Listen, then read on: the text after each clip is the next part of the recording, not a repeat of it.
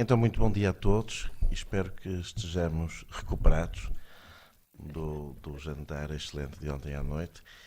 E, without no further delays, eh, vamos dar início a esta mesa, esta reflexão sobre telesaúde no mundo lusófono, e vamos ouvir o professor Humberto José Alves, que, em boa verdade, vai ser apresentado pelo meu colega de mesa, o professor Aloísio Segurado.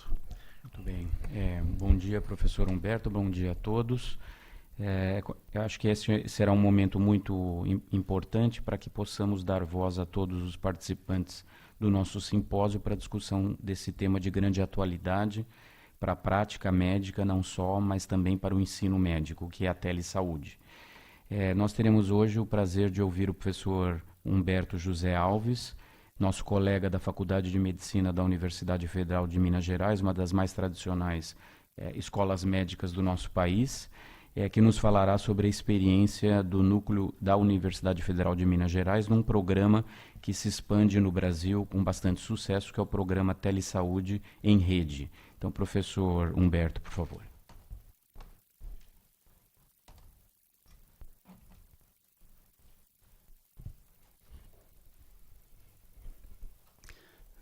Bom dia a todos, meus colegas de mesa. Gostaria de agradecer ao professor Fausto Pinto, mais uma vez, juntamente com o grupo da Universidade do Rio de Janeiro, o professor Roberto Medronho, por nos dar a oportunidade daqui representar a Universidade Federal de Minas Gerais nesse momento que eu considero tão importante, né? Como disse ontem, vamos navegar por águas nunca antes navegadas, mas que juntos nós vamos, obviamente, conseguir fazer um belo trabalho.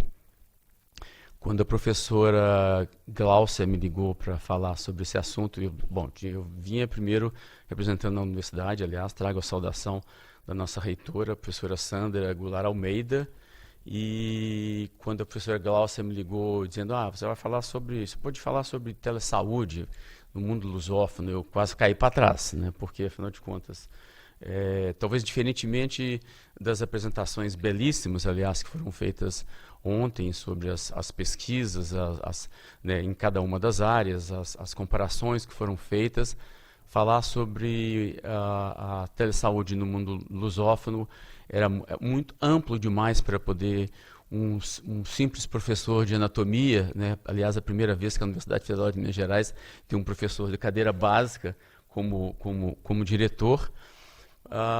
Mas eu fiquei um pouco mais tranquilo quando ela falou, não, você pode falar das atividades de sucesso, digamos assim, da Universidade Federal de Minas Gerais dentro desse processo. Obviamente, depois da belíssima apresentação do professor Fausto, onde ele faz as considerações das questões da tecnologia, mais especificamente na área de cardiologia, sobre os avanços tecnológicos e todas as questões éticas envolvidas com essa área, eu também fiquei bastante tranquilo para poder ser bem mineiro, né? Falar da experiência de Minas Gerais como ouropretano, como mencionei ontem,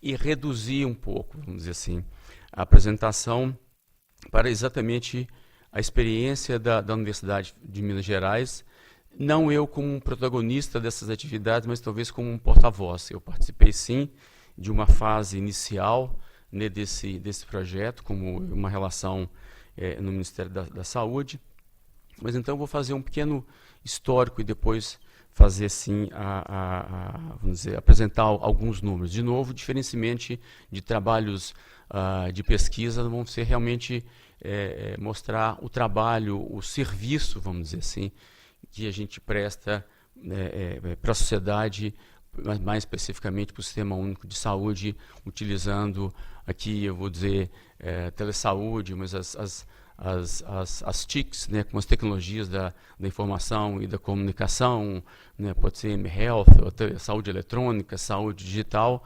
Nós, no Brasil, resolvemos, né, depois de uma longa discussão, usar o termo telesaúde, né? Mas não vai ser por questão do termo, vamos dizer, não diria que é o menos importante, mas o mais importante são as ações que estão associadas, independente do nome. Então, o Programa Telesaúde Brasil Redes, né, que é uma ação nacional que de alguma forma busca utilizar essas tecnologias da informação e da comunicação para melhorar a qualidade da atenção, sobretudo na atenção básica no Sistema Único de Saúde, né, e de alguma forma integrar tanto o ensino, o serviço, por meio das ferramentas, como já mencionei agora, né, e trabalhando no sentido de promover a teleassistência, a teleeducação, ou seja, uma forma mais ampla, seria usar essas ferramentas para trabalhar com promoção, prevenção, assistência de saúde e gestão. Mas é preciso falar um pouco sobre como é que é essa história, né, do telesaúde no Brasil, na verdade, né? E aí eu, obviamente, sem querer ser autorreferente, mas, né, a universidade começou numa parceria com a cidade de Belo Horizonte, com o município de Belo Horizonte, num programa que a gente chama de telesaúde, de BH Telesaúde. BH é Belo Horizonte, né, ou Beautiful Horizon, como mencionei ontem para, acho que o professor Patil, por causa da beleza da região. Nós estamos no interior, nas montanhas, né, embora a gente tenha sempre o desejo de ir para o mar, mas a gente também aprendeu a curtir. E apenas em brincadeira, dizem que Belo Horizonte não tem mar, mas tem bar, né? A cada esquina, um bar. Nós nos divertimos dessa forma, né? Então, em 2004, com a ajuda, uma parceria da União Europeia, que financiou o projeto chamado BH Telesaúde, onde informatizou as unidades básicas de saúde, né, e na parceria com a universidade usou-se o processo que a gente chama de teleconsultoria, né? À medida que os problemas apareciam nas unidades básicas de saúde e que o médico generalista não tinha condições de resolver, ele entrava numa plataforma que foi criada para esse fim e tinha a ajuda dos especialistas da Faculdade de Medicina e do hospital para resolver os seus problemas, uma vez que o encaminhamento, fosse, quando necessário, a participação de um especialista, o encaminhamento podia levar e leva um tempo enorme. Isso, então, facilitaria a vida, vamos dizer assim, das comunidades e, às vezes, distantes, dentro da área metropolitana, numa cidade de mais ou menos 2 milhões de habitantes. Muito bem. Esse programa funcionou muito bem. Na verdade, esse programa ele existiu não só em Belo Horizonte, mas algumas outras cidades e outras universidades públicas no Brasil. Um pouco depois, no ano de 2005, resolveu-se fazer um programa específico na área de cardiologia, telecardiologia, e com certeza a professora Gláucia vai poder falar um pouco mais sobre isso em termos gerais, mesmo porque ela trabalha hoje com a pessoa que é o coordenador, né, que foi o coordenador nessa fase inicial, que é o professor Antônio Ribeiro, o Tom, né, e que a professora vai poder falar um pouco mais sobre, inclusive, as pesquisas que foram desenvolvidas nessa área. Esse programa ele sai então da cidade e passa para o estado, né, como um todo, que tem cerca de 20 milhões de habitantes. Foram escolhidas 54 cidades em áreas, cobrindo áreas diferentes no estado, cidades menores de 10 mil habitantes, com um índice de desenvolvimento humano, né, mais baixo. Foram distribuídos para as unidades básicas de saúde um equipamento básico de computador com um eletrocardiógrafo, né, cujos dados podiam ser transmitidos para o hospital de clínica ou para a faculdade de medicina, onde existiam especialistas cardiologistas que dariam a resposta em um dia, 2 dias.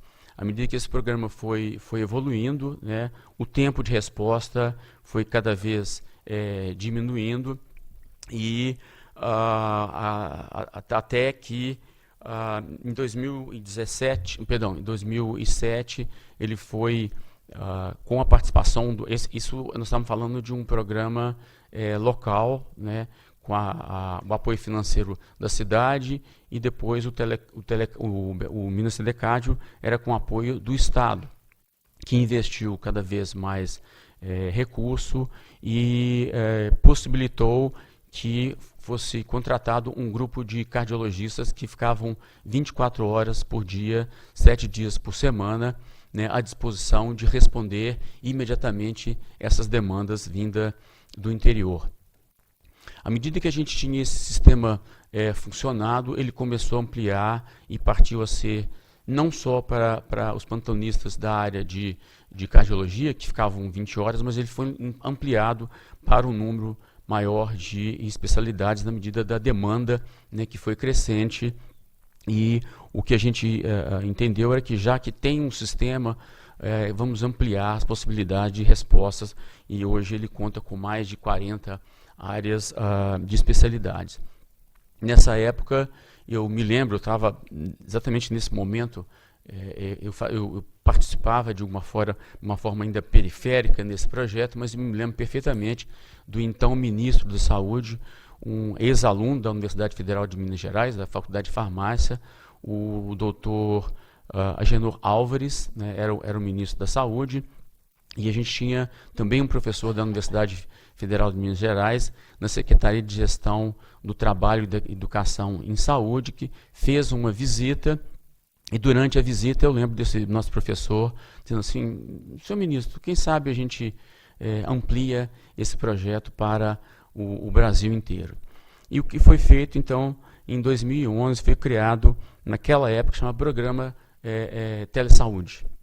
O Programa Telesaúde do Brasil, ele também iniciou para um nível nacional, com 7 universidades públicas, né, a maior parte delas federais, e com também algumas estaduais. A ideia era transformar, né, o programa que era local num programa nacional, mas não especificamente na área de telecardiologia, mas sim ampliado para a teleconsultoria. Porque, obviamente, a ideia era principalmente dar acesso à possibilidade de conversar com um especialista para, sobretudo, aquelas áreas remotas onde poucos eram os médicos, e essas pessoas que tinham que vir até a capital, e podia variar de uma distância de 50 quilômetros até 800, 900 quilômetros, e, na verdade, conseguir uma marcação com um especialista e vir até a cidade era um problema muito sério. Então, facilitava todo esse processo. Para você ter uma ideia, às vezes, marcar uma consulta com um oftalmologista, por exemplo, podia levar 6, 7, 8 meses, ao passo que ter um oftalmologista, ainda que à distância, para ajudar o médico generalista, o médico geral, o clínico geral no interior, para conversar ao vivo, vamos dizer assim, com essa pessoa, eventualmente com a ajuda de algumas informações, alguma foto de uma lesão dermatológica ou de um radiografia, um raio-x simples, facilitava demais a vida do paciente, que não precisava, às vezes, deslocar para a capital, e também facilitava igualmente a vida do paciente, que não precisava se transportar, né, às vezes, eventualmente, trazer quase que a família inteira, porque ele tinha uma criança em casa que ele tinha que tomar conta, ou tinha um pai, uma mãe idosa que não podia deixar sozinho em casa, tinha que trazer a família inteira para a capital, com todos os problemas advindo disso. Então, esse programa ele se instalou, né, no nível nacional, inicialmente com a base nas 9 universidades, e depois para praticamente todos os estados, né? Então, e aí, de novo, insistindo, a teleconsultoria, que a gente achou por bem chamar teleconsultoria e não teleconsulta, né, porque, de acordo com a legislação brasileira, era preciso que tivesse o médico nas duas pontas. Então, você não faz uma teleconsulta direto com o paciente, você ajuda numa teleconsultoria o médico, né, na outra ponta e um especialista ali na capital. Essa rede foi crescendo cada vez mais, e é preciso dizer que na Universidade Federal de Minas Gerais nós temos 2 grupos trabalhando, que é um grupo ligado ao Hospital das Clínicas, e esse grupo, inclusive, é o grupo que se ampliou mais e teve transformado numa rede de Minas, né, com os recursos do Estado, ao passo que a faculdade sim trabalhava em algumas teleconsultorias, mas que foi, de alguma forma, um pouco mais se especializando para a parte de teleeducação, né? E a gente vai falar um pouco mais sobre isso aqui. Bem, então, era estruturado dessa forma, né? Nós temos aqui, no nível central, né, a coordenação, que é o chamado que é o Telesaúde Brasil Rede. Em cada estado tem um núcleo, né? O nosso núcleo aí é o Minas Saúde, né? Esse núcleo, como eu já disse, ele é dividido em 2 grupos, um na faculdade, outro na universidade, que contactava, né, que faz o contato com as gerências dos vários municípios. Aliás, Minas Gerais tem o maior número de municípios no Brasil, são 853 municípios, como vocês podem imaginar, municípios que podem variar de 2.000 habitantes até a capital, que tem 2 milhões. No meio do caminho aí nós temos o maior deles, volta de 1 milhão. Então, foi um trabalho bastante desafiador trabalhar com uma gama, uma variedade, uma diversidade muito grande de situações. Então, o objetivo primário seria qualificar a prática na atenção à saúde, né? Lembrando que a gente tem no Brasil um sistema único de saúde, cuja base são as unidades de atenção primária, que tem pelo menos um médico, um enfermeiro, uma enfermeira e um assistente social, eventualmente também alguém da odontologia. Ou seja, essas possibilidades de consultoria não era só na área de medicina, mas enfermagem, odontologia e na área dos agentes comunitários de saúde, cuja ideia principal é ajudar na tomada de decisão, não só na parte clínica, mas também auxiliar no gerenciamento, né? Isso para aumentar a resolubilidade, né, dos diagnósticos e, no final das contas, trabalhar, né, na melhoria da população. Além das teleconsultorias, né, como já mencionei, que são feitas utilizando uma plataforma especial onde as pessoas envolvidas têm um login e uma senha, então ele tem um grau de segurança bastante razoável. Mas a outra coisa importante é que essa ferramenta, uma vez aberta a estrada, como costumo dizer, assim, você pode passar caminhando por ela, você pode passar de bicicleta, você pode passar de um carro, um ônibus, eventualmente até algum avião pode usar aquela estrada para aterrissar, né? Isso pode ser feito nos dois sentidos. Então, os cursos, né, além das teleconsultoria, começamos a fazer cursos, né? Cursos que eram feitos a partir ao vivo, né? As pessoas, um especialista em um assunto cuja natureza era discutido pelo grupo de pessoas que participavam que eram membros dessas equipes de saúde de família.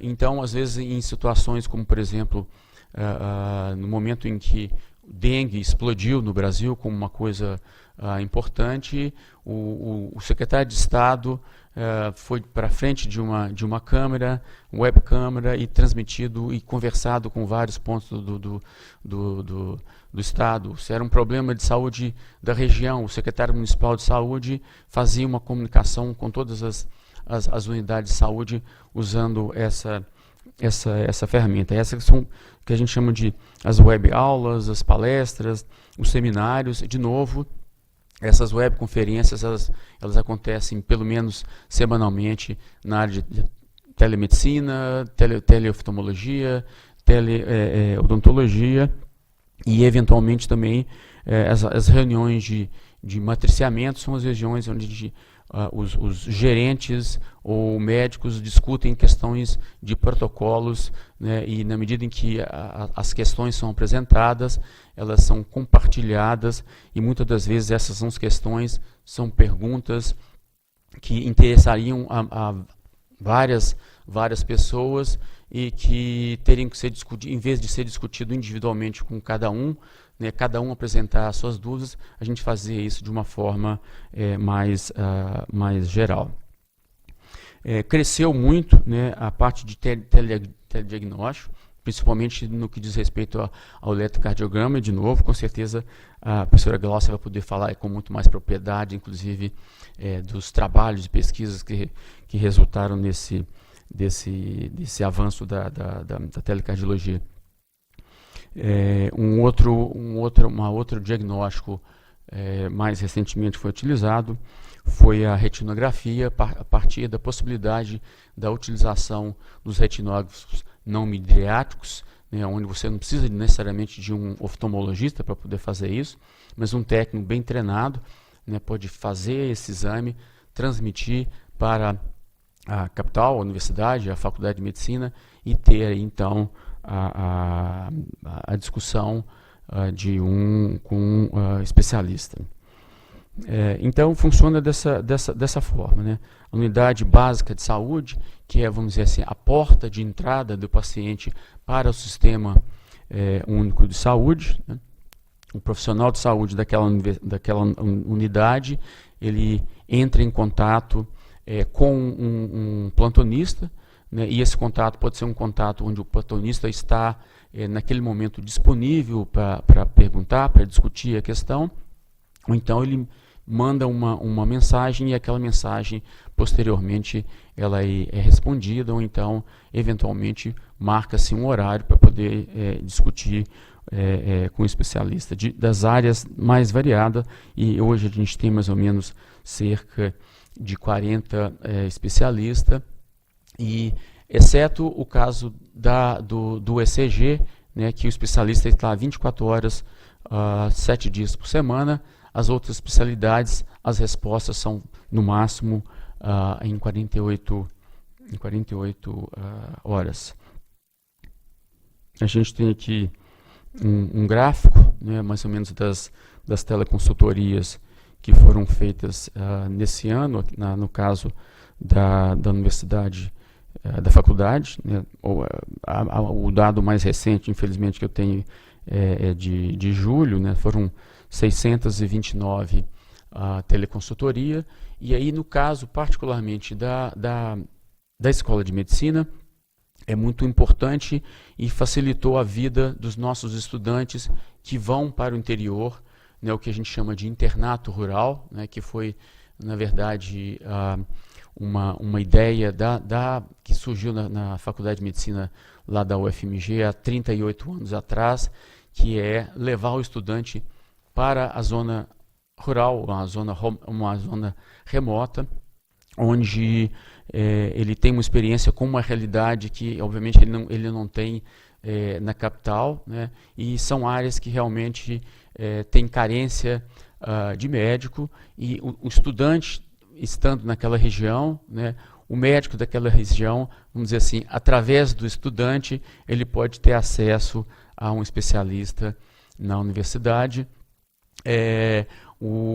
Esse estudante não se sentia assim, tão isolado, né, na medida em que ele podia conversar com o seu professor, com o supervisor, então facilitou a vida desse estudante, principalmente quando comparado no momento em que eu fiz esse estágio que chamava internato rural, quando a única possibilidade de falar com o meu professor ou falar com a universidade era através de uma linha telefônica, às vezes uma única linha telefônica na cidade, que eu fazia uma fila e esperava para poder falar com o professor que eventualmente não estava mais em casa, não estava na universidade. Né? E o estudante pode ter acesso hoje, né, pelo seu móvel, pelo seu notebook, então, independente do lugar onde ele esteja, ele pode falar com o seu professor e passar para esse professor ou para o especialista a dúvida que interessaria também ao médico daquela comunidade. Eu vou saltar um pouco esse próximo slide, que eu acho que não vem ao caso. Eu perdi, por favor, a minha contagem de tempo. Me avisem quando eu estiver próximo do meu final. Aqui é uma evolução das teleconsultorias, né, entre 2007, quando foi criado o programa, até esse ano. Vocês veem que é um crescimento bastante significativo. Lamentavelmente, entre 2015 no ano de 2016, por questões de recursos financeiros, que vocês podem imaginar, questão de recurso financeiro é um problema e não é diferente no Brasil. Né?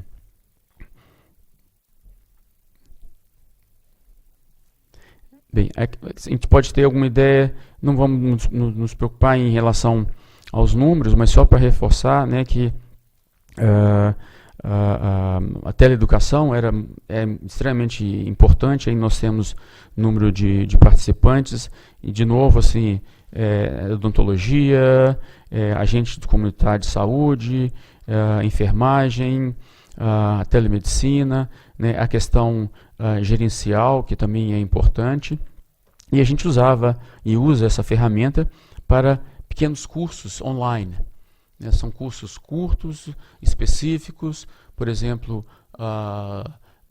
emergências em oftalmologia, em atenção primária, hipertensão, diabetes, cursos pequenos, autoinstrucionais, né, mas com a possibilidade de, se for preciso, discutir alguns detalhes que não foram apresentados naqueles pequenos cursos, tem sempre a possibilidade de falar com um especialista. Então aqui nós temos a evolução do número de participantes nesses cursos. Né? O núcleo da Faculdade de Medicina já realizou, né, quase 50 mil teleconsultorias, mais ou menos 214 atividades de teleeducação, com as web palestras, os web seminários, 40 mil participações nos cursos à distância entre 2008 e 2019.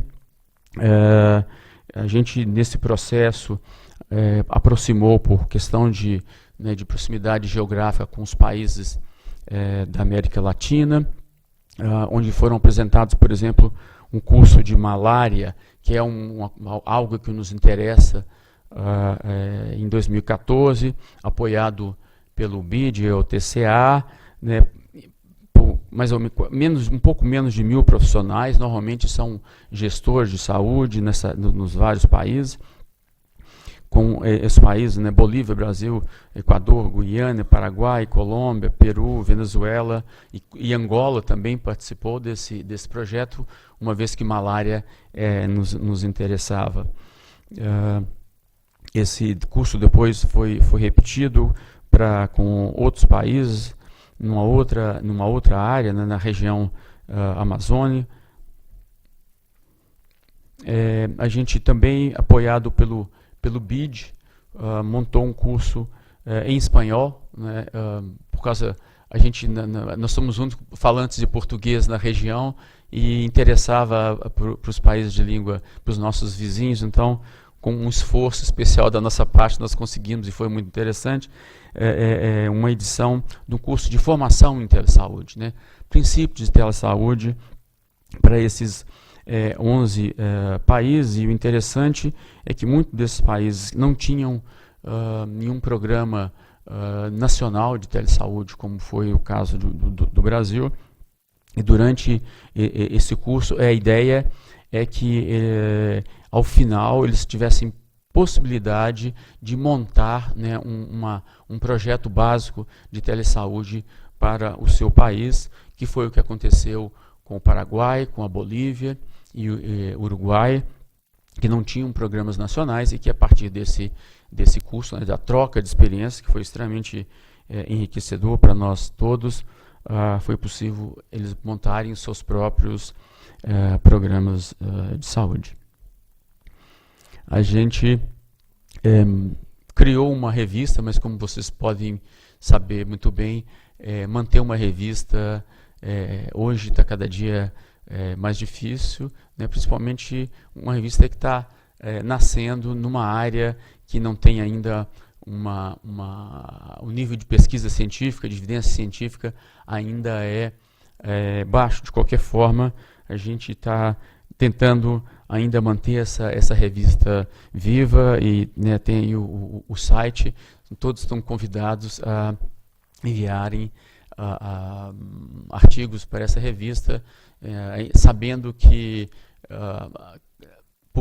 publish or perish, né, é uma coisa que nos atrai, que nos tenta muito, e lamentavelmente o nível dessa revista, como uma revista inicial, ele é baixo, não atrai muitas publicações, mas estamos aí com uma possibilidade de trocar experiência. Nós nos aproximamos muito, como estava dizendo, dos países da América Latina, inclusive fizemos em 2009 uma reunião na minha cidade, Ouro Preto, desse grupo para discutir protocolos regionais na área de telesaúde. Coincidentemente, essa reunião aconteceu no mesmo espaço, no mesmo hotel onde aconteceu a reunião do Mercosul, né? De novo, estávamos 14 países da América Latina discutindo aí um assunto específico, que era a telesaúde. Eu, aqui nessa região, tinha um pouco mais de cabelo branco, de cabelo negro do que tenho hoje, mas foi um prazer muito grande participar desse grupo. Como eu estava dizendo, existe o grupo que inicialmente era particularmente sobre o ECG. O Estado se interessou, né, e investiu e cresceu muito o que hoje é a rede telesaúde em Minas Gerais. Aqui vocês têm o Estado. Desculpe, eu devia ter feito uma imagem do Brasil e encaixar o Estado de Minas Gerais, mas ele é fácil de ser reconhecido, porque esse é o Estado que tem um grande nariz, né, com uma face com um grande nariz. Belo Horizonte está aqui, né, no meio, vamos dizer, o Rio de Janeiro aqui, Brasília. Nós estamos a meio caminho, mais ou menos, entre o Rio e Brasília. 3 minutos, então eu vou ser rápido. A ideia, depois aqui podemos conversar. Esse projeto ele não ficou restrito ao Estado de Minas Gerais, né? Com a expertise desenvolvida no Estado, ele foi possível o serviço foi possível de oferecer para outros estados. Então, o Núcleo de Minas contribui hoje com o Acre, com a Bahia, com o Mato Grosso, com o Ceará e Roraima, ou seja, eletros produzidos e problemas e teleconsultorias são oferecidas também para esse estado. E aqui, né, tinha esquecido desse quadro, estamos aqui, Minas Gerais, né, que é o estado do nariz comprido.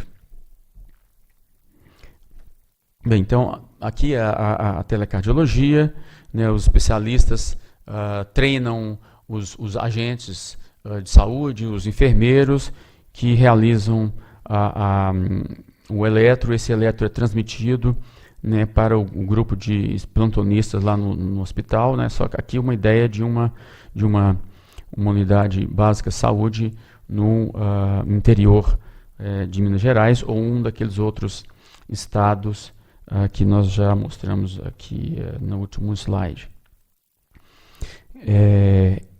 Até hoje, o núcleo do Hospital das Clínicas já realizou quase 4,5 milhões de eletrocardiogramas, né, que é um número impressionante, né, eu diria assim. 132 mil teleconsultorias, né, outros exames de Holter e mapas. Esse telediagnóstico ele é o mais recente, né, de 2013 e agora até 2019, 4 mil. E mais recentemente ainda, a retinografia, entre 2015 e 2019, quase 5 mil retinografias. Então, como disse, eu não sou o ator principal nesse processo, sou um porta-voz como diretor da Faculdade de Medicina. Nós temos muito gosto de poder participar desse processo. Eu participei diretamente, junto inclusive com a professora Ana Estela Haddad. Na época ela estava no Ministério e ela dirigia esse processo. Eu me dirigia para Brasília toda semana e a gente percorreu várias das cidades na montagem inicial desse processo, mas depois, por questões administrativas, eu me afastei. Por isso, a minha fala é um pouco quebrada, porque eu não sou o agente ativo, mas trago aqui um trabalho que eu tive muito prazer em participar da fase inicial e que eu acho que contribuiu com certeza para diminuir a vinda, por exemplo, de um número enorme de pessoas que vêm para o interior. Se a gente considerar do ponto de vista econômico e financeiro, para cada real que foi investido nesse projeto, economizou-se cerca de R$5, então 5 para 1 acho que é uma boa economia. E aí eu estou falando de economia, sobretudo no que diz respeito à não necessidade de deslocamento dessas pessoas, e mais do que a questão do número, do valor que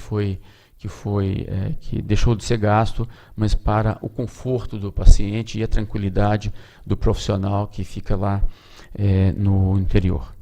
E eu agradeço muito a atenção de vocês. Um bom dia.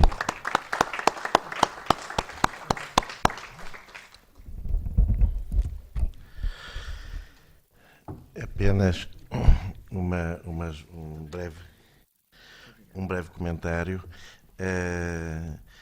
Obviamente eu gostava de agradecer muito esta intervenção do professor Humberto José Alves. Eu tive o prazer, há cerca de 12 anos, de estar exatamente em Belo Horizonte e de ter visto lá um bocadinho o nascimento deste projeto, sobretudo que naquela altura estava exatamente dedicado à área da telecardiologia. Logo a seguir, a professora Zilma, que ontem falávamos, veio passar um ano ao meu departamento, porque estas questões da telesaúde, mas sobretudo dos sistemas de informação e medicina, é uma coisa que pessoalmente me diz bastante, porque eu, antes de ser diretor da faculdade, fui diretor de um serviço que se chamava Bioestatística e Informática Médica, e depois de um departamento que atualmente se chama Medicina da Comunidade, Informação e Decisão em Saúde. E, na verdade, desse labor, já há muitos anos, nesta área dos sistemas de informação em saúde, temos, por exemplo, aqui hoje na Faculdade de Medicina de Lisboa, o professor Diogo Aires Campos, e o sistema que aqui usam, e que, em boa verdade, é usado praticamente em todo o nosso país neste momento, que é o Obscare, foi desenvolvido também lá no meu antigo departamento. O que gostava de dizer é que, de facto, o que aqui vimos é que, e o Brasil nisso está, devo dizer, bastante mais avançado que Portugal, mas muito mais avançado, porque realmente a necessidade, costumamos dizer que a necessidade aguça o engenho. E o Brasil, obviamente, pelo seu tamanho, pelas suas necessidades, tinha absolutamente que criar, digamos, este tipo de sistemas e levá-lo a este tipo de amplitude e profissionalismo. É claro que tudo o que é grande nasce pequenino, começa por nascer pequenino. E realmente o que seria muito importante para Portugal e, sem dúvida, para o mundo lusófono. É claro que Macau é o único sítio onde realmente a telesaúde não terá um grande futuro, o que é uma coisa muito pequena, a não ser que prestem serviços à China continental. I don't know if you... porque isto, digamos, é algo que tem um enorme potencial, como aqui foi visto, mas necessita de um bom enquadramento de governância legal, sustentabilidade financeira, etc., de um bom modelo de prática. E desse ponto de vista, acho que, e passando para esta questão da rede ou da teia que se está aqui a tentar construir, eu penso que cada uma das faculdades que aqui hoje está presente tem as suas especificidades muito próprias e as suas forças muito próprias. E isso certamente é a maior riqueza desta rede. E portanto, aqui o Belo Horizonte, Minas Gerais, com este excelente exemplo de telesaúde, outras faculdades terão outros exemplos. No nosso caso, muito a questão dos cuidados de saúde materno-infantis e dos sistemas de informação. Outras faculdades terão outros ensinamentos. E, enfim, eu só me resta... Eu conheço bem realmente o sistema. Acho que, mais uma vez, é um exemplo de excelência pela sua qualidade e pela amplitude que, entretanto, ganhou. E espero que o sistema continue a crescer e continue a desenvolver-se e espero que ele seja, mais uma vez, um exemplo exportável para muitas outras áreas. No caso, Angola e Moçambique beneficiariam certamente muitíssimo também com uma experiência desta natureza. Muito bem. Inicialmente eu queria cumprimentar o professor Humberto pela abrangência da exposição e, na verdade, por ter nos deixado bastante transparente a atuação da Universidade Federal de Minas Gerais e um certo pioneirismo na implantação do sistema antes mesmo da sua expansão para todo o território nacional. Eu acho que ficou bastante clara aqui a colocação do professor Humberto em relação a algumas das potencialidades da telesaúde, sejam elas a teleconsultoria, o telediagnóstico e a teleeducação. Porém, eu acho que nós devemos, não podemos perder de vista que há outras potencialidades no âmbito da telesaúde para além dessas mencionadas. Então, já que temos o professor Humberto e teremos o prazer de ouvir também os integrantes do nosso painel, vou levantar aqui algumas questões para dar oportunidade aos demais colegas que se manifestem e eventualmente apresentem os seus posicionamentos em relação a essas questões. Em primeiro lugar, eu gostaria de levantar algumas das preocupações que sempre surgem quando falamos de telesaúde e que no Brasil, num passado bastante recente, motivaram algumas contestações sobre a ampliação e a implementação de forma mais abrangente de um projeto de telesaúde. Quero crer que hoje, no mundo atual, não há como evitar se utilizar desses recursos em benefício da saúde da população. Porém, as preocupações sempre são levantadas de modo legítimo e merecem uma reflexão aprofundada. Então, gostaria que os nossos integrantes do painel, se possível, também nos comentassem como podemos abarcar preocupações relativas aos aspectos éticos da atuação em telesaúde, particularmente no tocante à confidencialidade e sigilo no manejo das informações pessoais e clínicas. Um segundo aspecto, como garantir o efetivo registro das ações que se dão no âmbito dos processos de telesaúde. E o terceiro aspecto como tratamos a questão da responsabilidade técnica na tomada de decisões em saúde.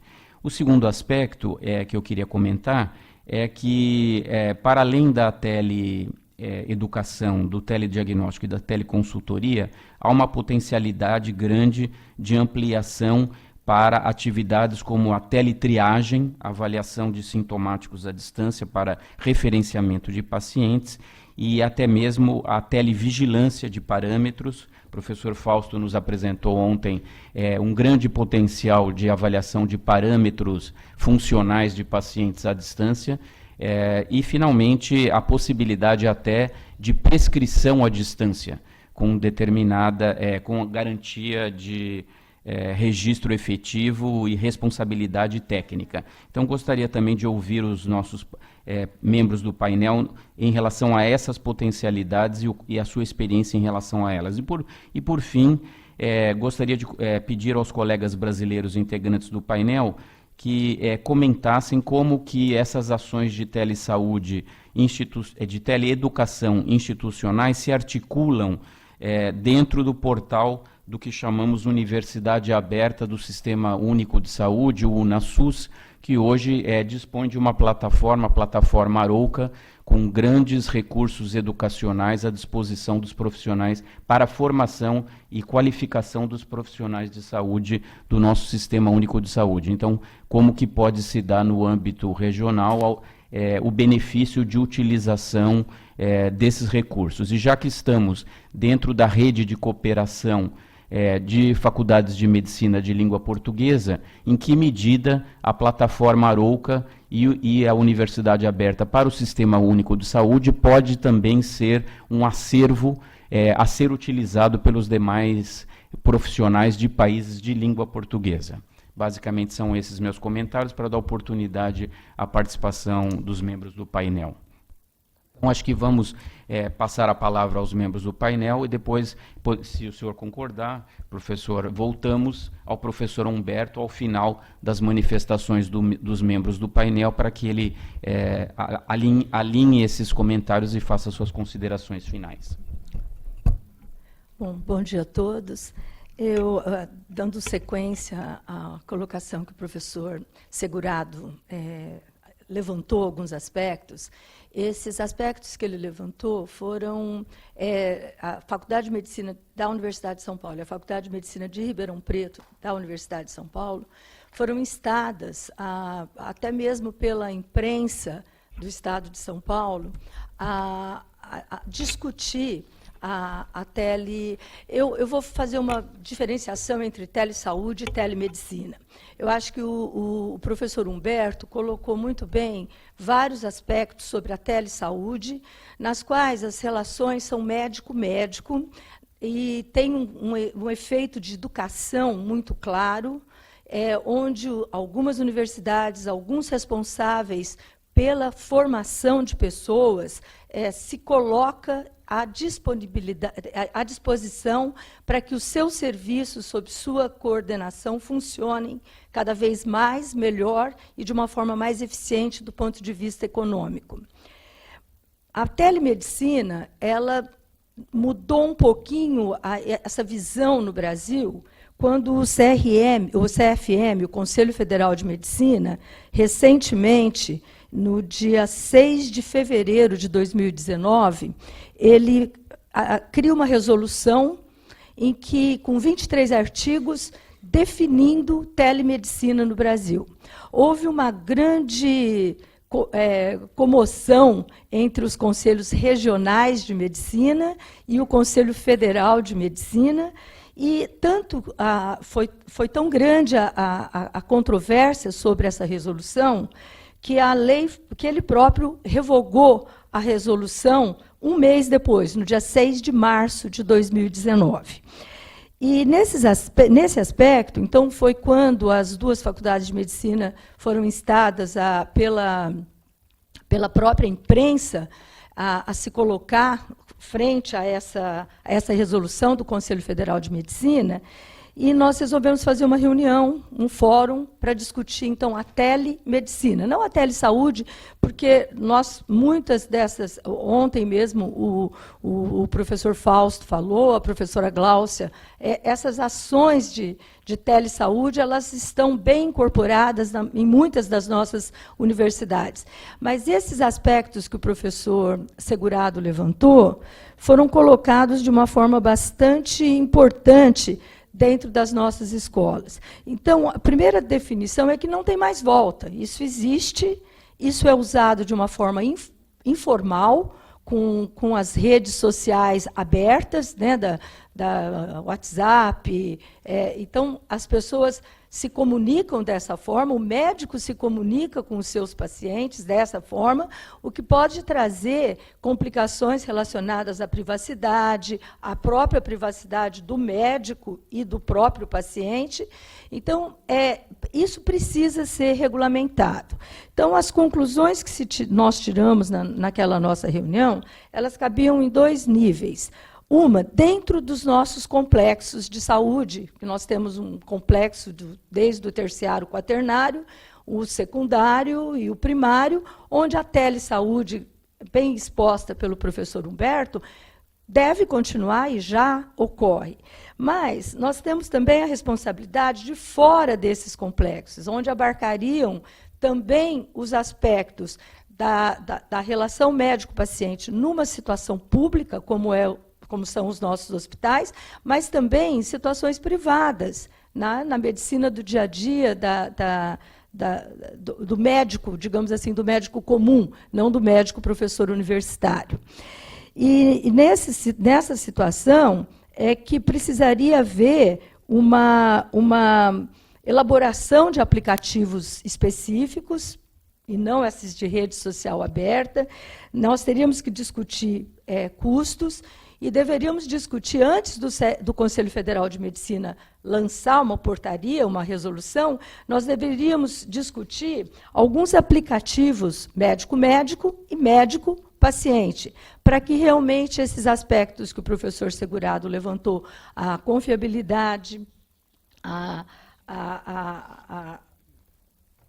o segredo, né, da relação médica continuasse.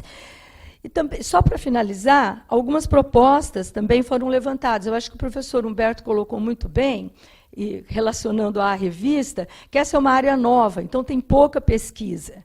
Então, o que as nossas faculdades, né, da Universidade de São Paulo discutiram foi exatamente isso, que nós, além da prática médica e da assistência, nós teríamos que nos preocupar com a educação e com a pesquisa. E dentro da educação, nós teríamos que mudar completamente o paradigma de formação dos nossos alunos, que terão que trabalhar com essa nova forma de fazer medicina, dos nossos residentes, então seriam ações bem imediatas, e, inclusive, de educação continuada para os docentes, que não têm nenhuma formação, e, pelo contrário, somos pessoas já de mais idade, e teríamos muita dificuldade também em nos adaptar a esses novos aspectos, né? O professor Segurado citou os aspectos éticos, né, da privacidade, da confiabilidade, da integridade de dados. Nós precisamos, então, ter formas onde esses aspectos todos sejam extremamente preservados e que deem segurança jurídica e legal, tanto ao médico quanto ao paciente. E, finalmente, a decisão, o que a gente tirou, e que talvez, quando essa situação voltar no Brasil, é que a atenção presencial deve ser e deve continuar sendo o padrão ouro de qualidade da relação médico-paciente. E que, portanto, as nossas escolas julgaram que uma primeira consulta deveria ser sempre presencial, porque aquele feeling, né, o sentimento que o médico tem ao ver e ao examinar o seu paciente, ele não talvez não seja possível apenas, nem mesmo por uma web consulta, né? E a outra coisa é que, no segmento desses pacientes com doenças crônicas, deveria ter, pelo menos a cada 120 dias, uma consulta presencial, que desse, então, a condição de que o médico tivesse maior segurança das condições clínicas desse paciente.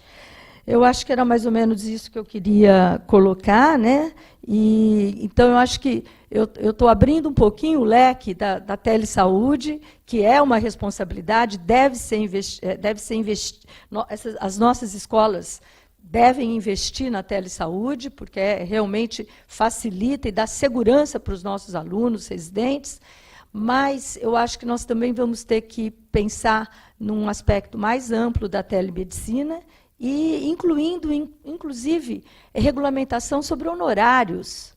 O quanto vale uma teleconsulta, o quanto vale uma consulta presencial, o quanto vale você olhar um exame de um paciente que te manda pela teleconsulta. Então, eu acho que são aspectos assim que, mesmo no Brasil, que o Conselho Federal de Medicina lançou essa resolução, ele teve que dar um passo atrás, porque ainda faltam as regulamentações que são fundamentais para o sucesso desse tipo de empreendimento. Obrigada. Muito bem. Demais colegas do painel? Pois não, professor? E eu tenho um chapéu duplo no Brasil, né? Eu estou dentro da Faculdade de Medicina e sou vice-presidente do Núcleo Central do Colégio Brasileiro de Cirurgiões. Então, quando ocorreu essa situação, isso foi realmente uma comoção e foi discutido em profundidade dentro das sociedades. Então, eu acompanhei e participei da opinião oficial da sociedade. Qual era um dos grandes problemas? Essas decisões, essa implantação estava a cargo de empresas privadas. Toda a universidade, todo o setor público tinha sido bypassado em relação a isso. Então, já havia uma precificação, já havia um programa completo para ser implantado de imediato. Então, o CFM deu um passo atrás, houve uma nova eleição, a partir dessa nova eleição vão haver ações, e a opinião oficial do Colégio Brasileiro de Cirurgiões foi a seguinte: as universidades e as faculdades de medicina, no caso, as públicas, devem fazer propostas e, qualquer que seja a implantação, isso tem que passar por um processo de validação dessas escolas médicas. Tá? Então, eu acho que a bola está com a gente. É isso. Mais comentários? Yes, okay, please.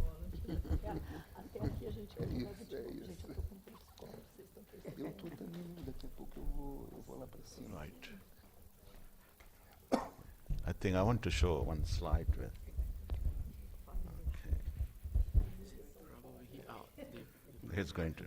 Okay, that's fine. Okay. I just want to share some experience in telehealth we had at academic level, because it's very important that we are the universities and medical faculties and what we can do. This was 10 years ago we published this book, Telehealth in Developing World. Okay. I don't know whether you can see it there, but no. Okay, oh, that's fine. I was that time, and I still is professor of surgery at the Hong Kong University. We had a consortium, okay, of the medical schools, and we thought with UNMDG, if you remember, United Nations Millennium Development Goal Project, okay, yes. I used to call it Minimum Development Project, actually, not millennium. It will take millennium years to do that. Yeah, can you see that? No, okay, yeah. So we took this initiative between the medical schools, okay, as a telehealth project. And we worked on 3 levels. Okay, level 1 was making medical students aware of the telemedicine. Okay. So students, when they went for electives, whether it be in rural part of even Australia or Canada or Africa, part of China or India, anywhere they went, we provided them a connection between the students who is in that hospital or the clinic, who needs the help for the opinions or advice. And then we had a Center for Online Health in Brisbane, Australia, and they communicated with us, with the consultants in respective medical schools. Okay, so that was a level 1. And the success story was one of our students 10 years ago worked in Cameroon, one of the hospitals in Cameroon, and did telemedicine project, and now has become a director for telemedicine in Hong Kong for one of the projects. So level 1, to encourage, nurture the students to be part of telehealth, telemedicine, telepsychiatry, telepathology, anything you think is an important. So that's level 1. Level 2, Peter Wooten, you see the name there. Peter Wooten is like a guru in the telehealth. Okay. When he left Australia, we aligned with a charity in United Kingdom, okay, and Swington Foundation. And with the foundation, we registered many of our specialists from surgery, medicine, psychiatry, everyone. And then we provided teleconsultation for that. So we have a group of people, they do as a charity. They are all academicians, but they do as a charity. There was no legal implication because we consulted the legal part of the WHO. If you give opinion and advice, it's opinion and advice. It's for other party to take it or not. And that's why you have no legal responsibility. Okay? So that was the level 2. And level 3 was something somewhere in Cameroon or even Iraq, in southern part of Iraq. No supplies. Okay, telepharmacy. They had no supply. They didn't have in suture materials to do that. And we could help them to supply that. So as academic faculties, I think we have worked on 3 levels. Level 1, to get the students involved in telehealth. Number 2, to have academic surgeons, physicians, whatever specialty we work in, to work as a consultant. And the 3rd is to help people if case of need. They need a supplies, we do that. Now this book is online. Okay. You don't have to buy it. Okay. It used to one time. We didn't make any money out of this book. Okay.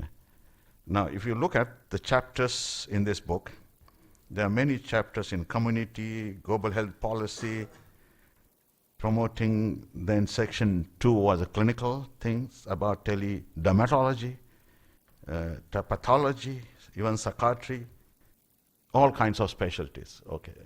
So this book you can have access by PDF. If you go on Google, just put that and you will get the PDF copy of that. So that's all I think. Okay. Okay.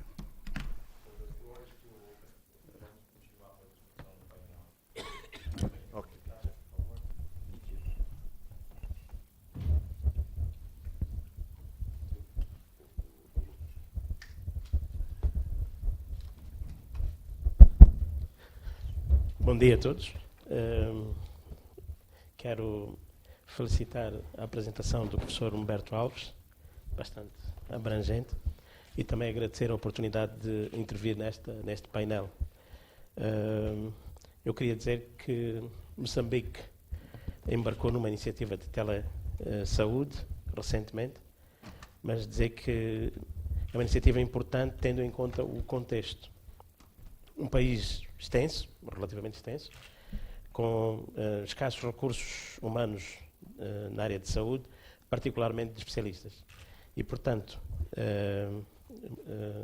é uma iniciativa que tem sido discutida várias vezes e só recentemente é que o Ministério da Saúde embarcou nela. Ao longo dos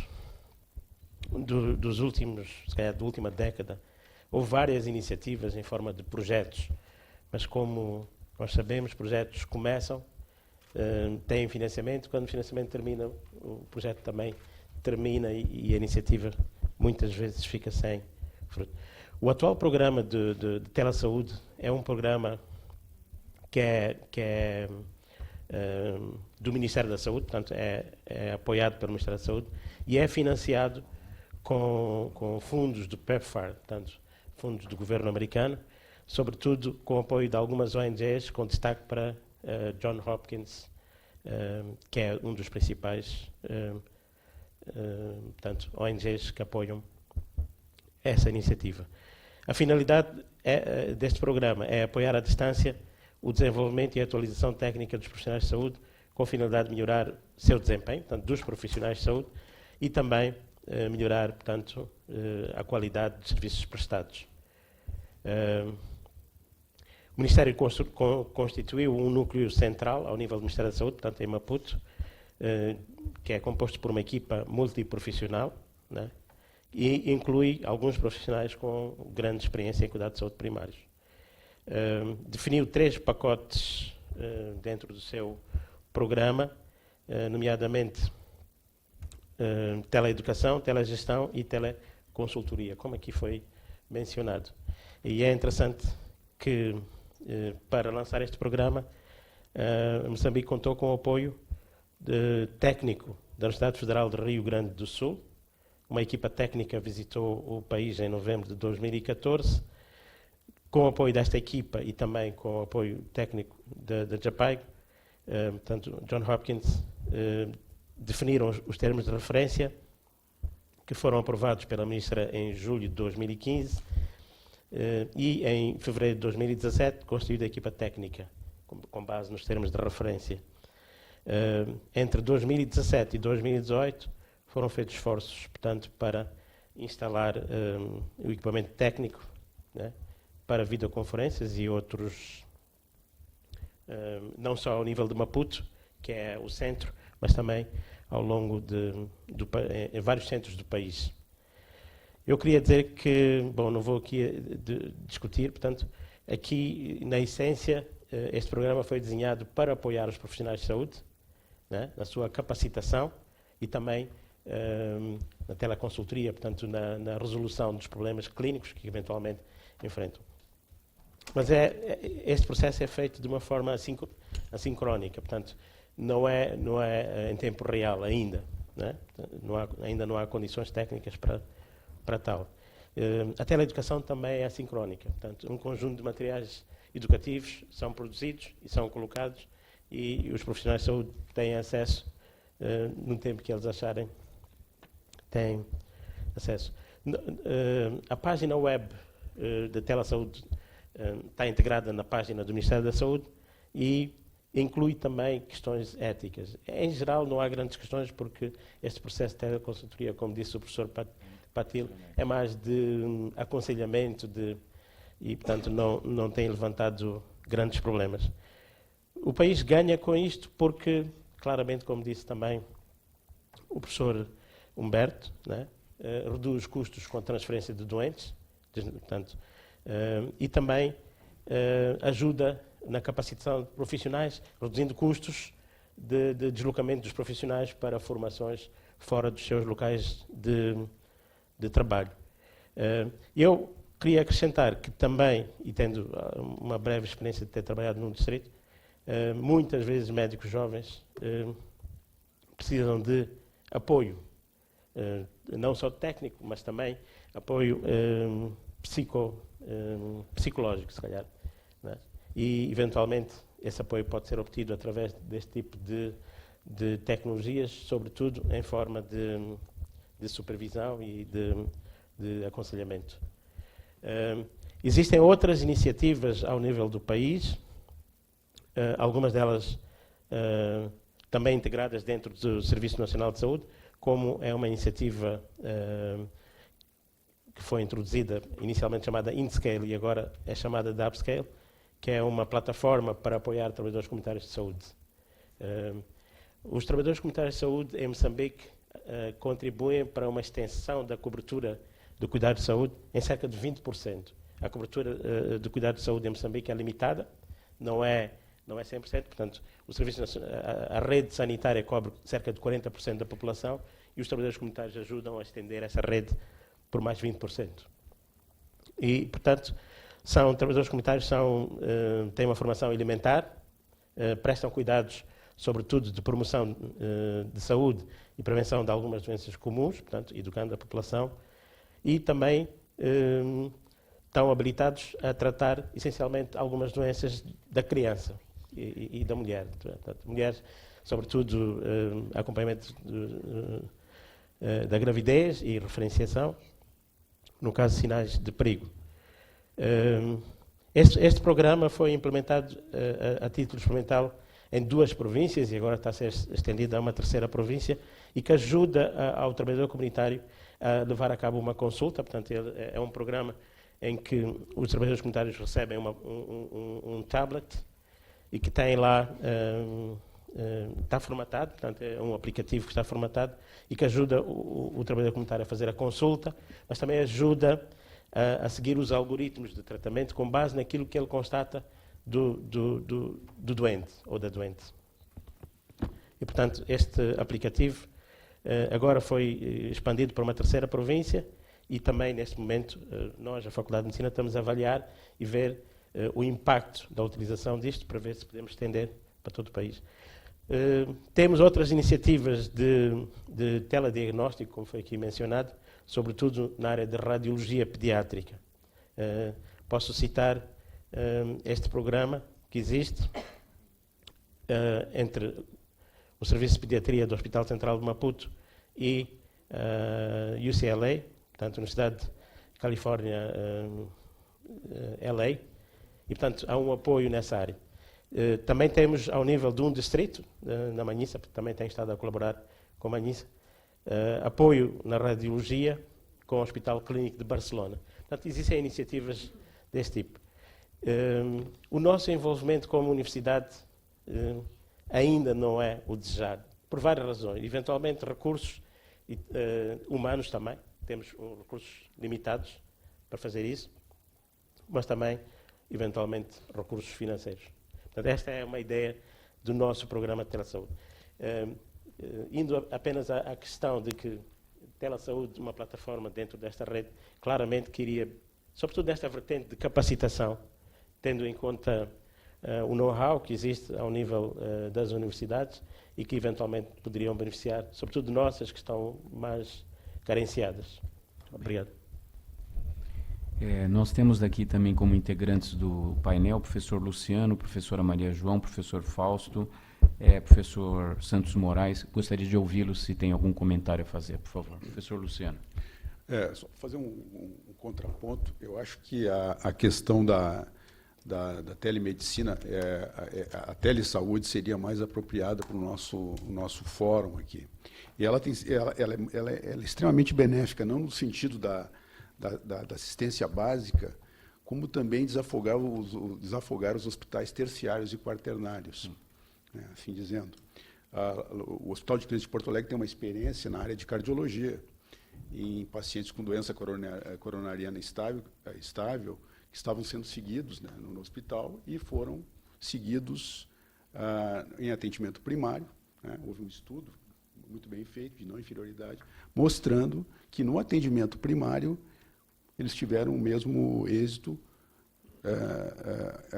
em relação ao segmento no hospital terciário. Então, ela funciona dos dois lados, né, melhorando a capacidade dos hospitais terciários em atender realmente o que é necessário e colocando na rede básica com auxílio dos especialistas. Então, ela funciona também com essa questão.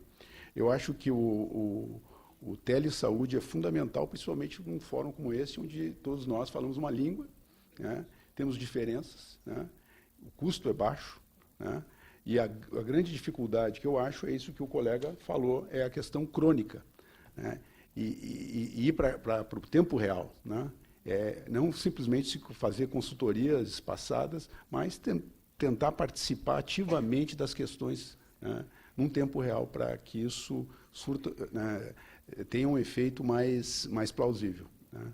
Mas eu acho que esse eu acho que seria o foco dos nossos objetivos aqui. Muito bem. Professora? Bom dia. Antes de mais, queria começar por dar os parabéns, na realidade, ao professor José Humberto Alves. Conheço um pouquinho, eu sou oftalmologista, conheço um pouquinho a realidade da telemedicina em termos de oftalmologia no Brasil, em São Paulo, em Belo Horizonte também, e na realidade é espantosa e quero-vos dar os parabéns. Em Portugal, na realidade também, a questão das retinografias nós fazemos, já é um sistema que está muito bem implementado, vai-nos aliviar, na realidade, a jusante, vai-nos fazer o screening, a triagem daqueles doentes, porque a retinopatia diabética é cada vez mais uma pandemia a nível mundial. Nós, como o resto do mundo, estamos, não vale a pena estar a dizer da forma como estamos, vai-nos a jusante diminuir o número de doentes na parte dos hospitais, que na realidade estão superlotados. E o rastreio da retinopatia diabética, através precisamente das retinografias, funciona já muito bem em Portugal, já está implementado há uma série de anos, e as coisas funcionam muito bem. Por outro lado, também funciona muito bem também o rastreio da pediatria, dos defeitos refrativos na pediatria, que é muito fácil de fazer, através de um aparelho que basicamente analisa a projeção da luz no fundo ocular, conseguimos detectar os defeitos e depois são transmitidos para centralmente e alivia-nos também na parte mais periférica. Além disso, também, nós temos participado muito com programas, inclusive na Amazónia, precisamente que depois esta questão da telemedicina, da telesaúde, vai nos ajudar também a internacionalização e a ajuda de todos nós. E acho que é um bocadinho que é isso que estamos aqui também a fazer hoje. A internacionalização dos cursos para uma cidadania global. Eu penso que seria fundamental, a nível dos cursos de medicina, haver uma área específica de telemedicina para os nossos alunos, que não há. Ou tem muito pouco, Portugal, digamos que esta questão da língua e da cultura, temos todos um bocadinho quase uma cultura que é quase muito parecida, temos uma língua que nos une, que é a parte fundamental, e Portugal podia ser um país de charneira no meio disto tudo, também porque vai tirar dividendos disso. Reparem que nós também vamos ter contacto com doenças que normalmente não temos, e cada vez mais na globalização essa questão se coloca. Cada vez mais nós vamos ter, com a questão das migrações, pessoas que não estiveram cá. Vamos lidar não só com doenças infecciosas que entretanto aparecem, mas não só, doenças crónicas que normalmente não têm a ver com o nosso padrão genético. Portanto, isto tem vantagens. Portanto, a questão de haver, a nível do curso, um componente forte em telesaúde e em telemedicina, acho que seria fundamental. Muito bem. Professor Santos Moraes. Muito obrigado, professor Luísio. Professor Humberto, muito obrigado pela sua exposição. Deu para perceber, portanto, qual é a tarefa que tiveram e que ainda não terminou. Portanto, vamos trabalhar todos juntos. A experiência de Angola data realmente desde outubro de 2000, em que, já nessa altura, como bem sabemos, a internet não era tão veloz como é hoje, são poucos países que tinham internet, etc. E houve uma primeira experiência que é de videoconferência lá na Faculdade de Medicina, com o professor Albano Ferreira, que agora é reitor da Universidade de Caetano-Labuila, com a Universidade Charles Drell, Estados Unidos, com um fundo, portanto, da Agência Americana para o Desenvolvimento Educacional. A ideia desse treinamento, que era para um ano, era para garantir-se, portanto, que houvesse comunicação entre a Faculdade de Medicina da Universidade Agostinho Neto e a Faculdade de Medicina da Universidade Charles Drell. O que acontece? Que nessa altura era por telefone, portanto não havia, como hoje, portanto, internet funcional.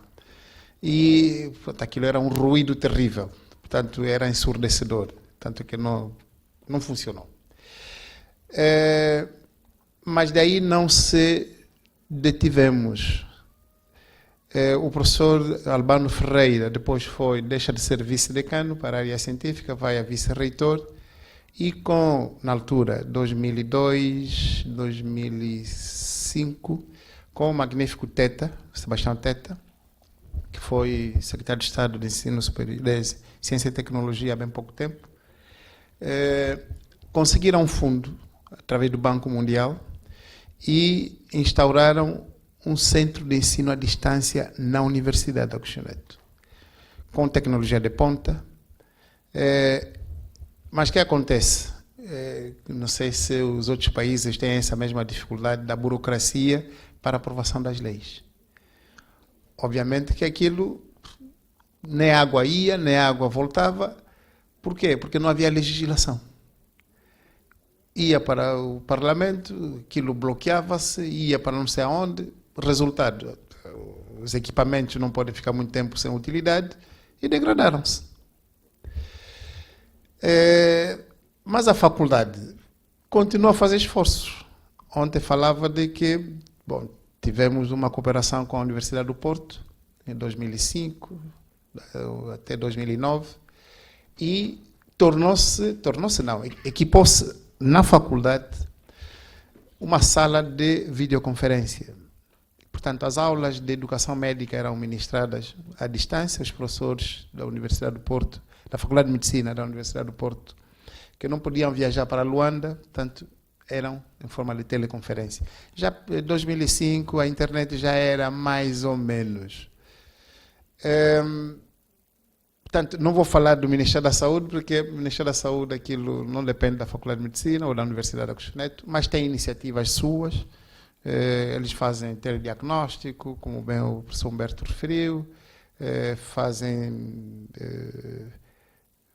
telemedicina, cardiologia, radiologia, pediátrica, igual como Moçambique. Mas na universidade, e em particular na faculdade, que agora que abriu o doutoramento em Ciências Biomédicas, o ano passado,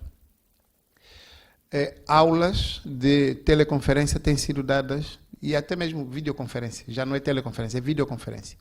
Têm sido dadas nesta sala, portanto, com a professora Amélia Ferreira, que há bem pouco tempo foi diretora da Faculdade de Medicina da Universidade do Porto. Portanto, as aulas eram videoconferenciadas. Mas o problema continuamos com não haver legislação. Quer dizer que, havendo legislação para ver até que balizas, onde podemos nos mover, creio que seria o ideal. E a rede vai ter essa missão, obviamente. Se nós quisermos avançar, para além do treinamento de pessoal, para além, portanto, de tentarmos ver a disparidade que há entre as diferentes faculdades que integram a rede, porque se quisermos avançar como rede, todos temos que estar mais ou menos nivelados, porque senão uns vão empurrando os outros, e os outros sempre para trás. Vermos com a legislação como é que podemos, portanto, ultrapassar as diferenças que temos em termos de utilidade da ferramenta que queremos implementar. Mas que é bem-vinda, é bem-vinda. A telesaúde. Muito obrigado. Obrigado. Bom dia a todos. Parabéns ao professor Humberto pela apresentação. A Faculdade de Minas está um passo à frente na telesaúde. E quero aqui aproveitar para agradecer ao professor Fausto pelo convite da nossa participação da Universidade Federal da Bahia e dizer que a Faculdade de Medicina já faz parte da telesaúde em todas as atividades. E essa é uma ferramenta que hoje não tem como voltar atrás. Precisa, talvez, estabelecer normas, né, aplicativos que facilitem isso. Lá nós utilizamos vídeos do YouTube, como fazemos parte do programa Mais Médicos, levamos a medicina em todo o povoado, todo o interior da Bahia. Então, os médicos têm muita facilidade em consultoria, no atendimento, porque tem um responsável atrás disso, facilitando a vida deles.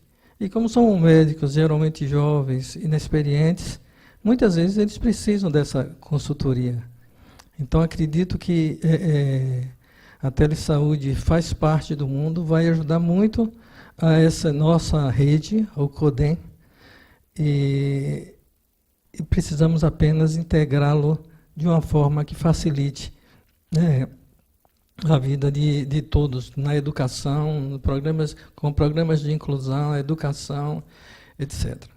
Obrigado. Obrigado. Professor Medronho. Obrigado.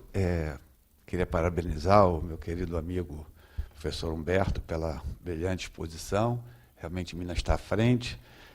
Eu, pessoalmente, sou amigo do chefe da divisão de gestão à época, o professor Francisco Campos, também da UFMG, Francisco Eduardo Campos, meu querido amigo, titular da UFMG na área de saúde pública, e foi um dos idealizadores do UNASUS, né, que é um portal, né, que bem disse o Aloysio, impressionante, de conteúdos de altíssimo nível, de altíssima qualidade, disponível na língua portuguesa, né, como diz aquele velho lema, né, minha língua é minha pátria.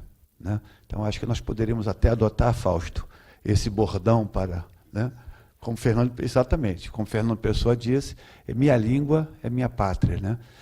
Obviamente, incluindo os nossos queridos companheiros de Macau, sem dúvida nenhuma. Né? Então, nós temos, né, uma experiência nessa área, principalmente em função da rede RUT, que é a Rede Universitária de Telemedicina.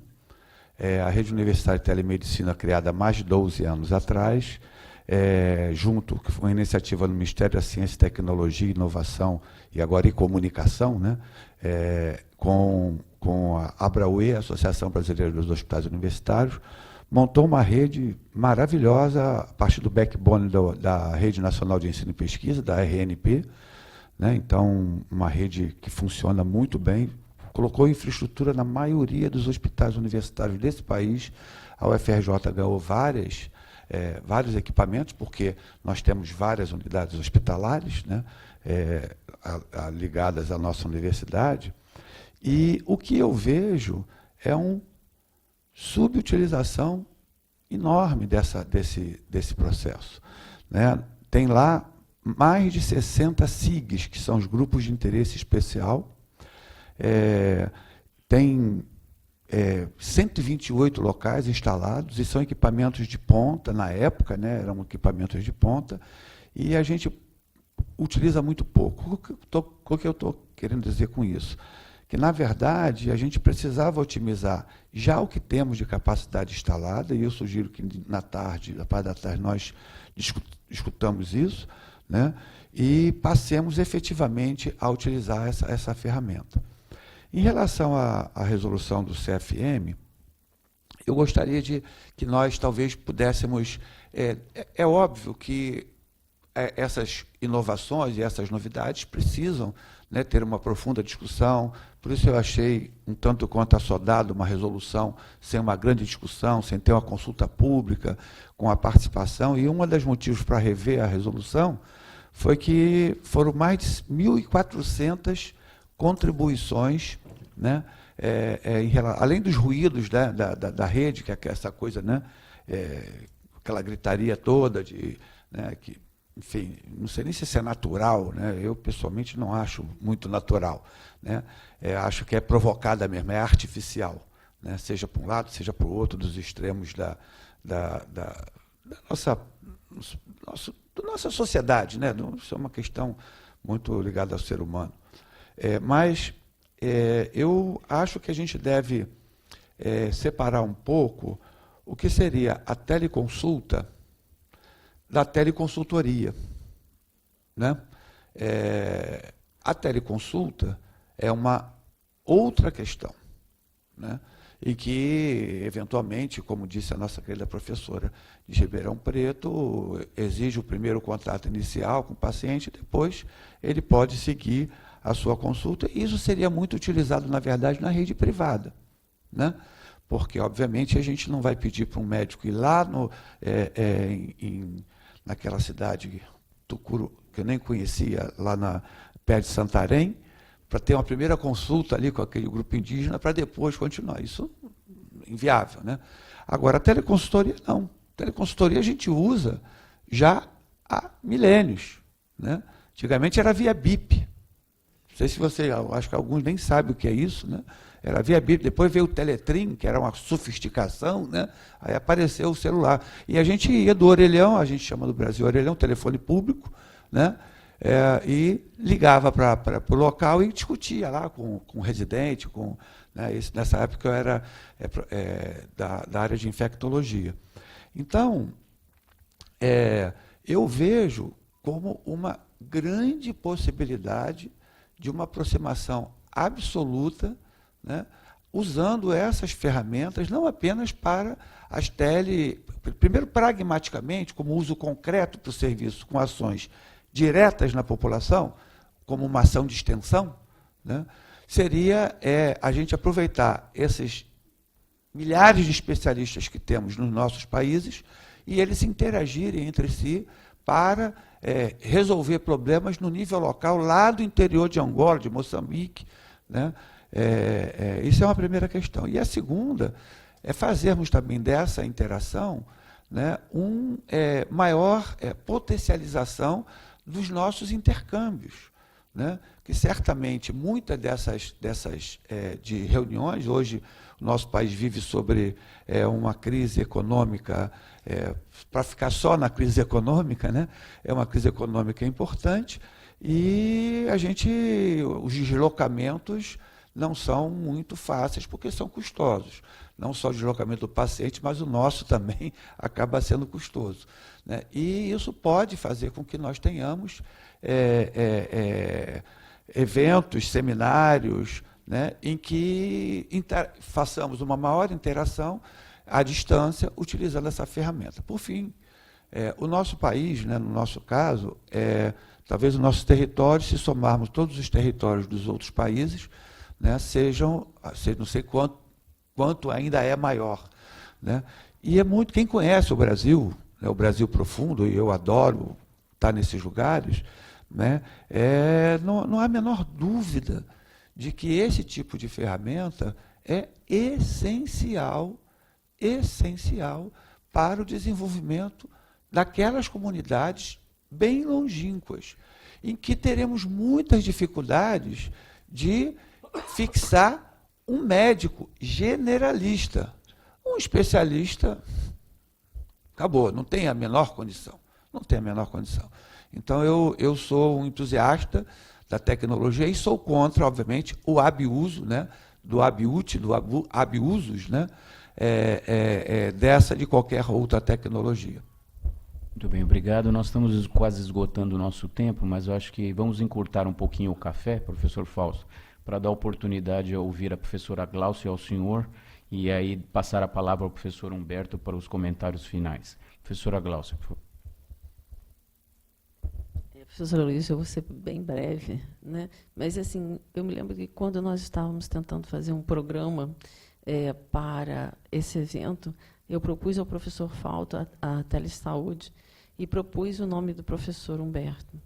E quando nós estávamos levantando o histórico para poder escrever o editorial que nós escrevemos sobre os arquivos brasileiros de cardiologia, eu vi que nós estávamos certos, porque há um histórico já de formação de algumas redes que falharam nos países lusófonos. Então, a minha proposta, e é por isso que a minha fala é bem rápida, é que nós usássemos toda essa...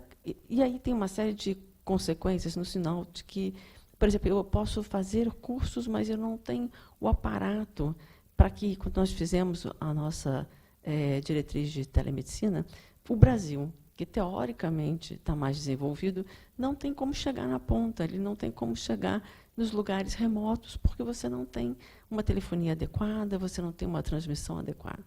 Então, mas, para além disso, a minha proposta seria que a primeira ação da rede, eu coloco isso para a reunião da tarde, mas que todos pensem, que seria a formação em telesaúde.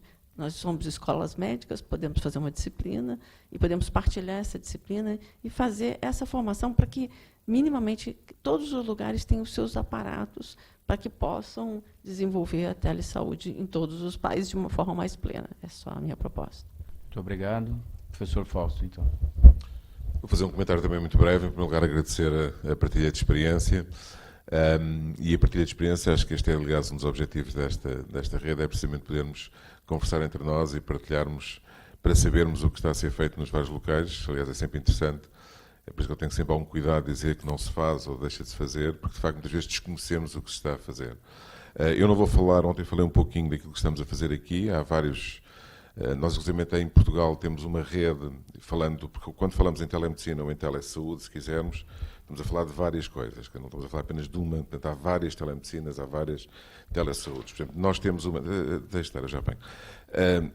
Há concretamente um instrumento em Portugal, que são as salas Janssen, que algumas das nossas faculdades têm, que permitem fazer teleconferências e, enfim, todo, porque no fundo é uma ferramenta, mas penso que mais do que isso, e acho que, como já foi aqui referido pelos colegas, é um tema que será seguramente muito interessante discutirmos à tarde, quando falarmos um pouco mais em termos logísticos e em termos operacionais, mas acho que é uma oportunidade excelente para utilizarmos esta plataforma, que é a nossa rede, ou a nossa teia, para podermos criar algumas orientações e podermos ter, no fundo, um espaço de discussão entre nós e estabelecer, inclusivamente, alguns objetivos e algumas metas e, acima de tudo, algumas partilhas, porque para mim, um dos elementos mais interessantes desta rede é, de facto, o podermos partilhar e depois adaptar em cada um dos nossos locais aquilo que poderá ser interessante e eficaz na sua implementação. Portanto, em relação a este tema, que é um tema vastíssimo, aliás, acho que isto dava para, eventualmente podemos pensar, é algo que podemos também discutir à tarde, de fazer algumas reuniões monotemáticas. Esta seria seguramente uma área em que poderíamos ir trazendo alguns especialistas na área, das nossas respectivas instituições e países, mas, acima de tudo, penso que é lançada aqui uma semente para uma área que seguramente irá, estou seguro disso, irá ter sequência e poderá ser, de facto, uma das nossas primeiras atividades como rede. Mas queria só terminar para agradecer, porque, de facto, a vossa experiência é muito interessante e acho que pode ser aqui o início de algo mais complexo e mais aplicado àquilo que são as realidades dos vários países e das várias instituições que fazem parte da rede. Muito obrigado. Apenas para dizer que a colega antecipou-se à minha proposta. Também, portanto, eu só para dizer que partilho absolutamente aquilo que disse e acho realmente que esta temática devia ser um tópico absolutamente essencial nesta rede, porque a boa verdade é ela que poderá consubstanciar, que poderá levar à prática realmente o potencial da própria rede. Eu devo dizer que com a Nicole e com Agostinho Neto, nós ainda no ano passado fizemos com um ex-estudante de doutoramento, o Emanuel Catumbela, fizemos exatamente uma ação, um curso em B-Learning na área da investigação clínica, métodos de investigação clínica com a faculdade.